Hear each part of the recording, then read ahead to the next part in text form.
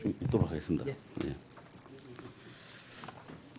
네, 안녕하십니까. 오늘은 포스코 CEO 승계 카운슬 진행 과정과 관련해서 성명서를 발표하도록 하겠습니다. 그럼 읽도록 하겠습니다. 우리는 국민기업 포스코가 안으로는 다시 하겠습니다. 포스코는 CEO 승계 카운슬을 잠정 중단하여야 한다. 우리는 국민기업 포스코가 안으로는 철저한 내부 개혁을, 밖으로는 100년 대계를 준비해야 하는 CEO 승계 카운슬을 살펴보았다. 그러나 사내외 후보군을 추천받고 이를 압축하는 과정에서 어떠한 객관성이나 공정함을 찾을 수가 없어 참으로 안타까운 일이다. 각 후보가 대체 어떤 경로를 통해 추천이 된 것인지, 선정 기준은 무엇인지 어느 하나도 국민들께 투명하게 공개된 적이 없다. 포스코는 지난 2000년 민영화 이후에도 권오준 회장을 포함해 무려 4명이 정권 교체와 함께 사퇴를 되풀이해왔다. 지난 정권들은 포스코가 마치 정권의 전리품인 것처럼 포스코의 CEO를 갈아치웠다. 권력에 줄을 서는 도덕적 해이가 판을 쳤다. 이명박 정부 때 선임된 정준영 회장은 사실상 파산 상태로 부채 비율 1600%의 성진 지오텍을 인수하는 등 위기를 자초했다. 박근혜 정부 때 선임된 권오준 회장은 최순실 게이트에서 자유롭지 못하다. 그런데 지난 10년 포스코를 거들낸 적폐 세력들이 다시 또 포스코를 움켜쥐려 하고 있다. 우리는 이제 이 적폐를 청산해야 한다. 국민기업으로서 투명성과 공정함을 유지하여야 할 CEO 승계 카운슬이 전 현직 회장들의 이권과 후사를 도모하는 악순환의 고리를 끊어야 한다. 부실 경영에 직접적인 책임이 있는 사회이사들이 포스코의 혁신을 책임져야 할 CEO를 선출하려고 하고 있다. 개혁의 대상이 되어야 할 이들이 혁신의 주체를 선출하려는 것은 어불성설이자 기만이다. 원칙도 절차도 투명성도 실종된 이 상황을 우리는 더 이상 수수방관할 수가 없다. 이제 악순환의 고리를 끊어내지 못하면 더 이상 포스코의 미래는 없다.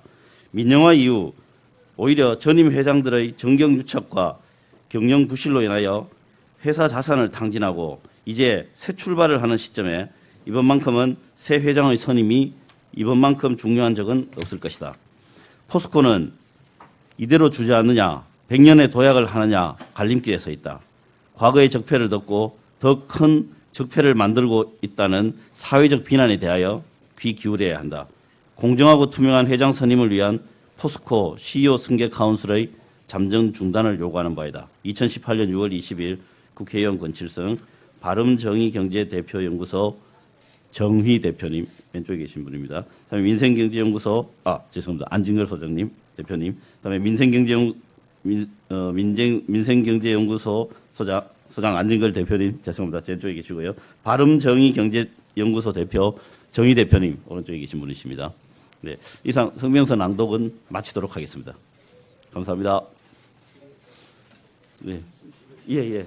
그 관련해서 우리 정희 대표님하고 안진걸 소장님 간단한 말씀 있도록 하겠습니다. 예.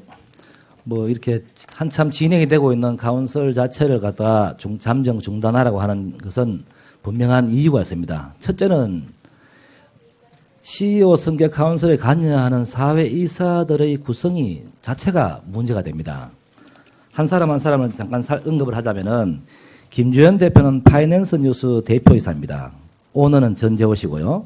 그 다음 박병원 씨, 정문기 씨, 이명호 씨, 김신배 씨 이렇게 되어 있습니다. 그런데 김주현 씨는 언론사 대표로서 사실 포스코 사회이사를 하고 사회이사 이 거대 기업의 CEO 카운슬의 의장을 한 자체가 또 문제가 될 겁니다. 특수관계이기 때문에. 정문기 씨는 3.1회 안진회계법인 그전에 있었던 김일섭 사회이사의 뒤를 잇는 분입니다.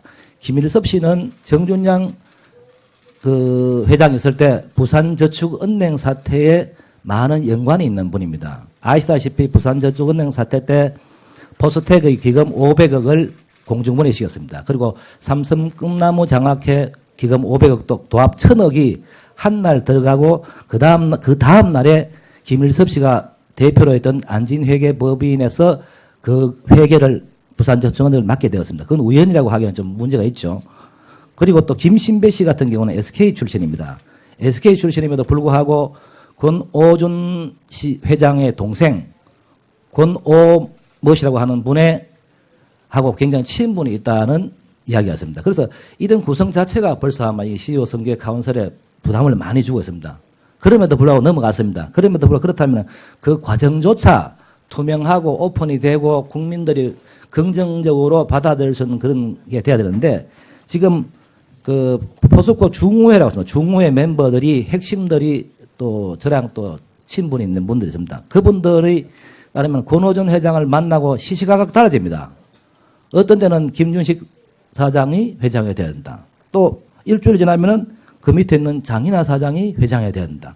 또 좀 있으면 자기랑 6월 2일 날 쨍닉을 해서 골프장에서 골프를 친 이희범 사장이 돼야 된다. 뭐 이런 식으로 변하고 있으니까 도대체 이 사회이사들의 역할은 무엇이란 말입니까? 그리고 또 이 사람들 역할을 공정하게 하지 않고 오로지 현직 회장들의 이 손아귀에서 벗어나지를 못하고 있다 보니까 이런 혼란과 불투명성이 있는 것이고 또 정치권에서 개입을 한다고 몇몇 언론사에서 이렇게 하는데 정치권에서 개입을 하는 게 아니고 여당에서 개입하는 게 아니고 제가 부단하게 여당 산자위 의원으로서의 책임을 제발 좀 다해달라고 부탁을 해서 이 자리까지 온 것입니다. 그래서 부당하게 여권 정치권에서 이렇게 개입을 한다는 그런 우스꽝스러운 하지 마십시오. 과거에 그러면은 정준양 그다음에 이구택이 있을 때는 단 한마디도 했습니까? 그때는 낙전하면 끝이었습니다. 밀실에서. 그나마 이렇게 오픈이 되어서 이렇게 비판까지 할 수 있고 이 투명성을 오픈하라고 말할 수 있는 이 자체가 많이 진보된 것입니다. 이런 혼란스러워 보이는 이런 과정들이 오히려 올바른 포스코 회장을 선출하는 가장 이상적인 방법이 될 수 있다는 것을 우리 기자님도 아셔야 됩니다. 그래서 이런 부분들을 제가 밝혀드리고요. 더 이상 이런 CEO 선거 카운슬이 불신의 늪에서 헤어나지 못하기 때문에 이런 자리를 말해서 잠정 중단을 하고 새로운 뭔가 기준이 있어야 됩니다. 회장은 어떤 기준이 돼야 되고 배제돼야 될 사람들은 어떤 사람들은 반드시 배제돼야 됩니다. 지금 권오준 회장이 요구하는 것은 이거 아닙니까? 권오준 그다음에 내 뒤를 권오준 회장은 지금 중앙지검에 고발됐습니다. 그 전에 했던 이구택 회장도 부산저축은행 500억 손실 가지고 제가 중앙지검에 고발을 해놨습니다. 그럼 이 사람도 어떤 까딱한 피의자가 될 수도 있는 상황에서 이런 영향을 한다는 것은 부당하다는 것이죠. 그래서 다시 한번 이런 소나기에서 벗어나서 제대로 된 그런 CEO 선거 카운슬을 진행을 하자는 것이 저희들의 뜻입니다. 이상입니다. 감사합니다. 예, 기자님들 안녕하십니까? 짧게 저도 민생경제연구소의 의견을 밝히도록 하겠습니다. 저는 민생경제연구소 소장으로 일하고 있는 안진걸이라고 합니다.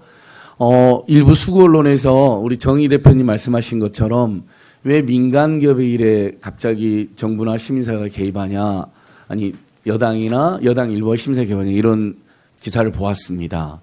자, 저희들이 어떤 뭐 민간 대기업의 일로 지금 온 게 아닙니다.